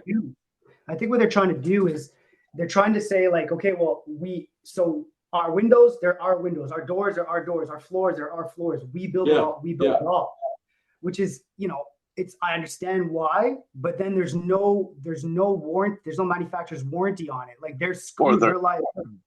There is, but they're holding too much of it. So let's say a bunch of stuff starts to go, they're on the hook for a lot of stuff. Yeah, no, I'm with you on that. I mean, to operate 14 or 15 different companies, it's really hard, and you're bound to have, out of 14 or 15, you're probably bound to have at least 3 or 4 of them that are losers. Oh yeah. And do you think, I'd like to broach something with you, Bruce. Do you think that they would have any appetite to possibly be our vendors? Be our vendors, like buy and sell our product instead. So I recommended to them early on that they do exactly that. And I don't think they will. Well, I don't know. Well, they went in a different direction, and I should tell you as well that I thought their model for Hammond Hill was wrong right from the get-go. Yeah. It is. I said, well, guys, if you think about it, just bear with me for a minute. If you have 24 tiny homes on the site and they're on short-term rental and you want to be full, you have to sell 24 times 365. You have to sell 8,760 overnight stays a year. 8,760 right there. Yeah. Jeez. Okay, that's to get 100% occupancy. Making almost 9,000 sales a year for 24 tiny homes is ridiculous. I said that is a terrible model. I said what you want to do, in my opinion, is what you guys are doing at Tayridge, or hopefully doing at Tayridge, which is create a community. Yeah. And people buy their tiny homes and they park them at Tayridge. You just get some money from your land rent, and you get some money from supplying the homes. But if you guys did a deal with the boys, you know, and you gave them, say, 10% of the price as a, you know, for a referral fee, 5% is fine. But for a reseller, like they might be, they would get a 10% margin. Well, that's more than they're making now anyway. And it could be a white label deal. They could put their own brand on it. 100% it could be white labeled. Yeah. I mean, I don't think we're in a position now to let them know about the No. scale of production we're trying to get into. No, Because sure. I mean, no, not yet. but when I haven't told them anything about what you guys are doing. Thank you. No, you asked me not to, and I haven't mentioned anything. What I've just described to you about Hammond Hill is public. Like, I mean, if you go out and look at some of the forums there, you'll see all of these issues that have come up. You're not hearing it just from me. And the model is broken. And to be fair to Brad and Aaron, I did meet with them because I still coach them, and I told them the model is busted and you've got to pivot. I mean, listen, I make lots of mistakes, but the one thing you have to do when you make a mistake is you have to pivot away. You don't just keep repeating the mistake because you're going to get the same result. Yeah, but they're they're deep into it, Bruce. I know that. I don't think we told Bruce the amazing news. What? You left the lead that for did you know that Victoria is going down next Sunday to Toronto to film on Dragon's Den? No, I heard about that. Yes, I heard that. What's she gonna do? So she's the lone star on stage that's gonna pitch to the Dragons about Humble Creek. Yeah. And hopefully we get aired in September, but it's looking like it's gonna be a good show. So she's gonna pitch the Noble. We wanted to bring a Noble down to have in studio, but they confirmed the studio was too small. No, the Noble is humongous. It is. It could have fit. No, it would have. It was like if the tongue wasn't too far out, the whole thing would have fit. Yeah. That's how big their studio is. But so we could be on national TV in September. Yeah. Like we made it through. They accepted us. Now we have to present. So, and we all thought it'd be best to have Victoria as the lone presenter on stage. I mean, she's a beauty. Oh yeah. You could sell a lot more with a pretty girl than you can with a bunch of old farts like us. That's right. Not with my mug. Well, I love you guys, but you're not Victoria. No way. I mean, she's so cute. And she'll be excellent. Oh, that is exciting. I heard you're gonna bring your son on there. I heard about you on Dragon's Den, but I didn't know that Victoria was involved. That is awesome. Yeah. So that's called, Simon, that's called burying the lead. Yeah. Right? It's like when your wife says, Simon, we have to talk. And you say, oh, great. And then she talks about her day, and she talks about her mother, she talks about her kid, she talks about this and that. And then she says, oh, by the way, I'm leaving you. I like to call that a shit sandwich. What did you call it? A shit sandwich. That would be a shit sandwich. If my wife left me, I'd be hopeless. I'd be. So this is really, really fantastic, guys. This has been an amazing session.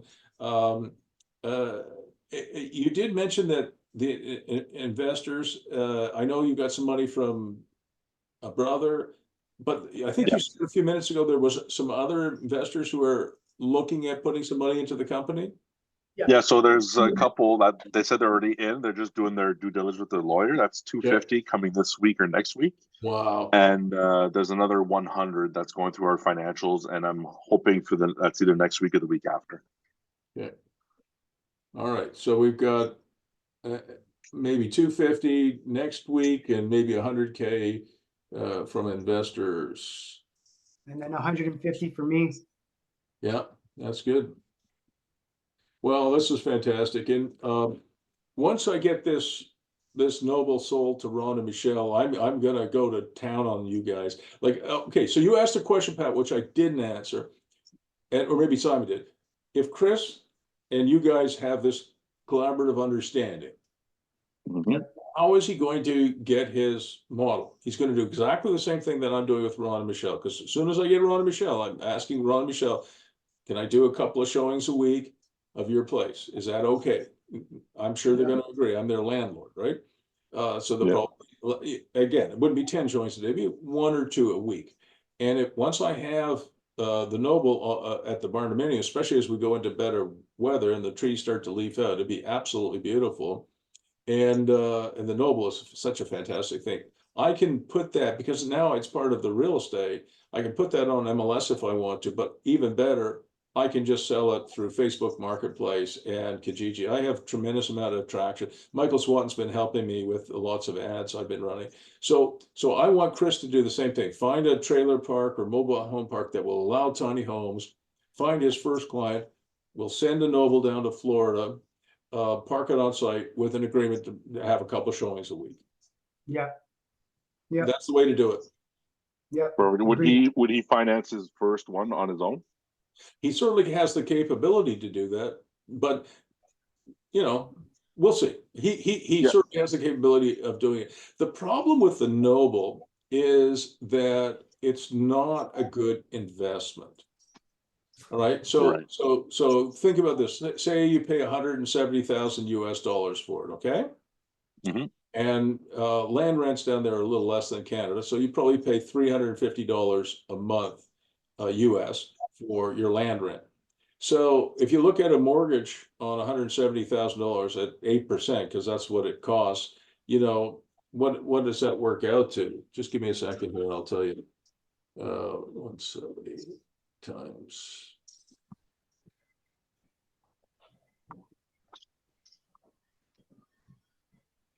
You know, so you're looking at about $1,500 a month, maybe not that much, but maybe $1,200, I'd say $1,300 a month on your financing, and then $350 on your, you know, on land rent. So lot lease. I beg your pardon? On your lot lease. Yeah, so you're looking at probably between $1,600 and $1,700 a month. What can you rent that thing for? And don't tell me Airbnb, because nobody's going to do that. What can I you mean, rent probably it? around the 2,000 mark, which is pretty low. Do you think you could get 2,000 in Florida for a tiny home a month? I don't think so. No, but remember though, it's 170. It's 175 USD, right? So it's not actually like it's 175 Canadian.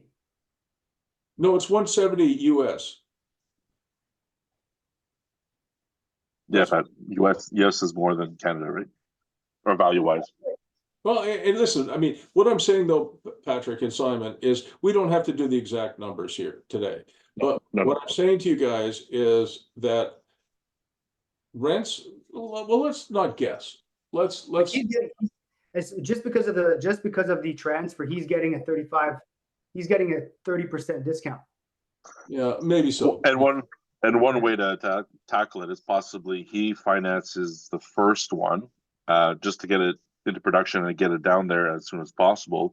And on his first sale, he's selling his to them. Yeah. In turn, making more profit off the first one too. Yeah, that's a good idea. No, I'm not saying no. I'll bring it up with them. Just let's see what it costs. And before we go, I'd like to just broach the situation of Hammond Hill again quickly, and then I just want to make sure that I get all my points. Renting a trailer in Florida, when you go down there, is between $50 and $250 a night, depending on the size of the things. And of course, the Noble's pretty big.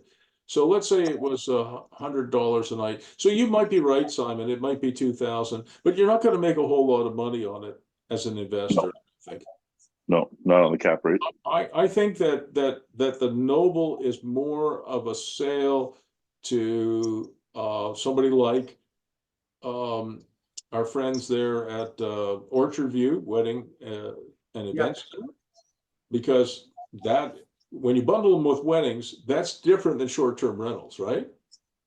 Like people, when they're planning a wedding, their budgets are much more flexible than an Airbnb rental. They are. That's right.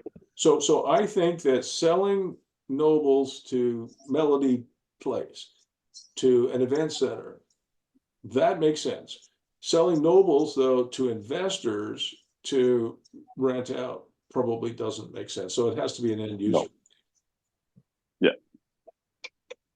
Yeah, So yeah. sorry about that.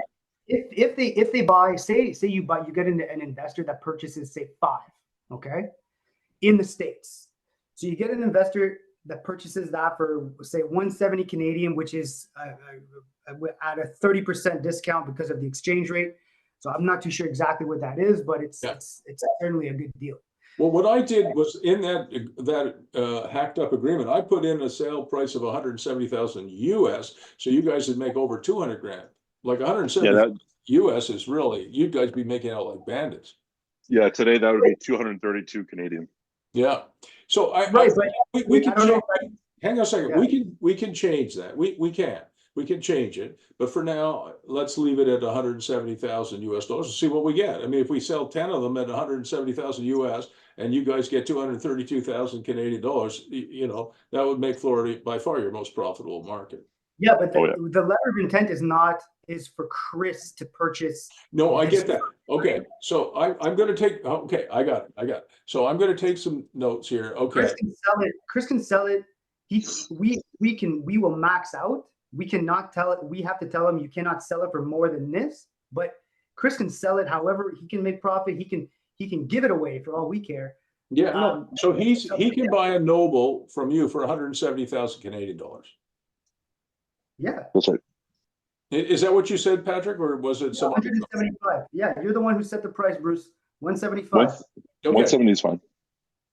Well, no, I'll tell him 175,000 Canadian dollars. Okay, and no, I'll put in the 170, Patrick, and sell it for 170,000. I get it. That's really smart. Okay, I got it. I don't know why I'm so dumb today, but there you go. Because right now our suggested retail is 200. What's that? Right now our suggested retail for our vendors is at 200. Yeah. But I mean, if he sold it for 170 US and bought it for 170 Canadian, oh my God, he'd make out like a bandit. Oh yeah. Oh yeah, but he could sell it for more than that. Well, no, I mean, he'd sell it for the same price that he would offer to anybody else for. So listen, that is a great idea. I'll hit him up for that. That's a really good idea. Now, Right, and so I ask you, Patrick, how? By the way, I said it's 170,000 FOB Ottawa, right? So how are you getting? I mean, how much is it going to cost to get it freight on board? So okay, I don't know how much it's going to cost. Hang on a second. So when you say FOB means, let's say, for example, I buy a container, a sea container from one of the guys I know sells them in Montreal. The price that he quotes me is in Canadian dollars, FOB Montreal, right out of their yard. So I have to pay the cost of getting each sea can to Ottawa, right? So they put it on a truck. Maybe if they have a big transport truck, they might have 2 sea cans on it. And maybe I buy 2. And so the transportation cost is almost half, right? Per sea can. So FOB, freight on board, Montreal, means I pay the cost of loading it and shipping it to Ottawa and then unloading it. So I said to Chris, it's 170,000 US dollars to buy a noble from the boys, FOB Ottawa, which means that the buyer in Florida has to pay the transportation cost. I asked you this before, last time we talked. How are you going to transport it from Ottawa to Florida? Yeah, we don't know. Contract it out. Well, yeah, you're going to contract it out for sure, but are you going to haul it? Yeah, it'll be hauled most likely by like a dually truck. Yeah. Yeah, and do you think it'll get there? Well, yeah. I think so. Yeah. I think the issue where we're going to need to do is find because I've been doing some research and it's a lot. Find like not a customs broker, but something similar. They're a moving company that's used to moving these types of things, because you got to remember, right? Like this whole thing moving different materials around. There's a lot of There's a lot of moving parts. There's a lot of details into that. And So you need a custom broker. you absolutely will need a customs broker. So if you just go south to the Ogdensburg, right, you'll have, I mean, there's customs brokers in Ogdensburg that will clear the truck, or clear the truck and the Noble. So they'll have all the documentation. You pay a few $100s for that, but that is a cost that the buyer is paying, not you. So, Yeah. so I'll just share my screen with you guys one more time so you can see what I'm doing here. So And there'll eventually be a facility or manufacturing facility in the States. I know that. But for now, we're just building them in Canada. Yeah.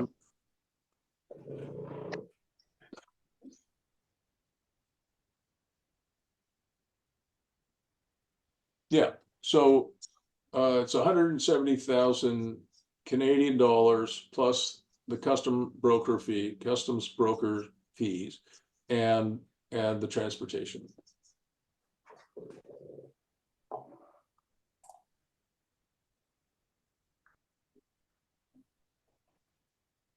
All right, I got it. That's a really good idea, guys. And I really like that. And he sort of can afford it. I mean, he has the resources. Yeah, and so the reason why I was saying earlier, the reason why I was such a stickler about the prices, I don't agree with the fact that it's not a good investment. I think it is a good investment because of the exchange rate. And if you buy more, the more you buy. I understand that. What you're talking about is a different investment than what I'm talking about. What you're talking about is if I can buy something for 170,000 Canadian dollars and sell for 170,000 US dollars, that's a hell of a good deal for Chris. So it's a good investment for Chris. I get that. But what isn't a good investment is if Chris bought them to rent out. No. He's buying them to resell. Right. But I mean, eventually, if he had the volume eventually, I mean, he could possibly have one, you know, obviously you don't want too many sitting empty, but have the one where he can show on call and not have to wait for tenants to go out, right? Yeah. No, I get it. I understand it. Well, yeah. All right. So I understand what you're saying. So you're right, Patrick. It's a good investment for Chris to resell it. That's right. And then maybe down the road he might keep one or two to rent himself if it makes sense. But at this stage, to de-risk it for everybody, including Chris, he buys it for 170, pays the customs broker to clear through customs. He pays the transportation fee, sells it for 170,000 US in the United States. That's a hell of a deal for him. Yeah, I got it. All right. Now you had something else you wanted to say about Hammond Hill, Patrick? Yeah, sure. Yeah, quickly. And maybe Chris will want to think about this as well. So the Noble and what we're doing with the Cube is something very, very unique. And Venue IP is bringing something that doesn't exist to venues that.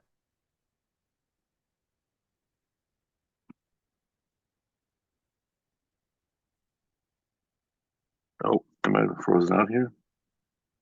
That was right at the crucial moment. Yeah. What do you do at a golf course? You play golf and you drink beer. Yeah. Right. Then you got to drive home. Right. Yeah. Why wouldn't you want to have your patrons or your golfers crash there, wake up in the morning, play a nice early game of golf, and then they could go. Same thing with Venue IP. Same thing with weddings. Same thing with any venue that requires drinking. Why not accommodate your patrons? You make a lot of money.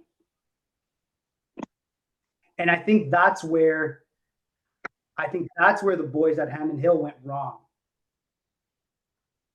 Can you explain that to me? I mean, I understand. I love what you just said, Patrick, but I missed the connection to Hammond Hill. Well, the guys are selling units to individuals for them to rent out, okay, as an investment. But what if the golf course were to own these units, and the golf course, instead of, they would do the same thing. The boys would still do the same thing. They would still get the people, rent them out and stuff like that. But the golf course would own it, and they would make a ton of money renting it out to their golfers. They do parties. It's a lot of money to be made. And so if Chris could find golf courses, wedding venues, wineries, vineyards, places like that, where you're just going to drink and then you got to drive home, well, that's no fun. People are going to spend a lot more money. They're going to spend the money. That is such a good idea, Patrick. I am not going to mention that to the guys at Hammond Hill. I mean, it's so obvious. I'm not. It's so obvious that they've got the Hammond Hill golf course right next door. Yeah. Right? The Hammond Hill golf, which is quite successful. I mean, the Hammond Hill golf course should own some of those. And why the hell are they not renting some of those tiny homes at Hammond Hill to golfers who are golfing at Hammond golf course? And there's a brewery there too, like a brew pub there as well. I mean, at Hammond Hill, or Hammond golf course. So people are, I've been there. I had a beer. I don't drink 10 beers, but I might drink the occasional beer, and I had one there. Yeah, and their beers are good. Yeah, the beer is actually quite good. I agree. But I mean, it's weird. I mean, that is strange. I mean, it's such an obvious thing, but I don't think there's much happening there. All right, No. but that, I got it now. I've got it. I will talk to Chris O'Connell again. And that was very, very generous and a great idea. I mean, fantastic. Yeah, and we can help him out with that. Like, he will be able to do that. Patrick, I mean, I'm thick-headed, but you got it through. All right. Okay, you can see it. That's why I don't have any hearing in my left ear. You jammed it in. All right. I love you guys. Thank you very much. This is recorded. It'll probably be on YouTube unlisted in about another hour. Okay. Perfect. Appreciate it. You guys are doing great work. Great. We really appreciate it. All right. See you. Thank you very much.